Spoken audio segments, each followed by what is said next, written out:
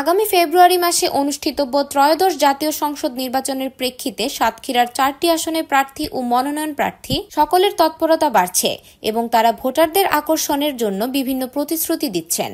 এবারও জেলার রাজনৈতিক মঞ্চে মূল প্রতিদ্বন্দ্বিতা হবে বাংলাদেশ জাতীয়তাবাদী দল বিএনপি ও বাংলাদেশ জামায়াতে ইসলামের মধ্যে, এমনটাই মনে করছেন স্থানীয় জনগণ। পূর্ববর্তী নির্বাচনে আওয়ামী লীগের একক অংশগ্রহণ ও রাজনৈতিক চাপের কারণে বিএনপি ও জামায়াতের প্রভাব কিছুটা কমলেও এবার নিরপেক্ষ ভোট হলে তীব্র প্রতিযোগিতা হবে বলে ধারণা করছেন অনেকে। ইতিমধ্যে জামায়াত তাদের 4টি আসনে একক প্রার্থী ঘোষণা করেছে।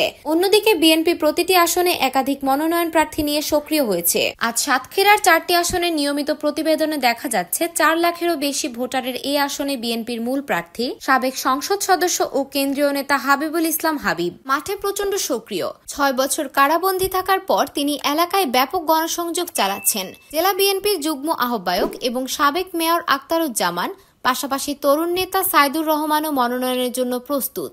অন্যদিকে জামায়াতের একক প্রার্থী অধ্যক্ষ মোহাম্মদ ইজ্জতুল্লাহ ইতিমধ্যেই যথেষ্ট জনপ্রিয়তা অর্জন করেছেন, যা এই আসনে বিএনপি ও জামায়াতের লড়াইকে উত্তেজনাপূর্ণ করে তুলেছে। সাতক্ষীরার 2 সদর আসনকে জামায়াতের প্রাধান্যপূর্ণ এলাকা বলা হয়।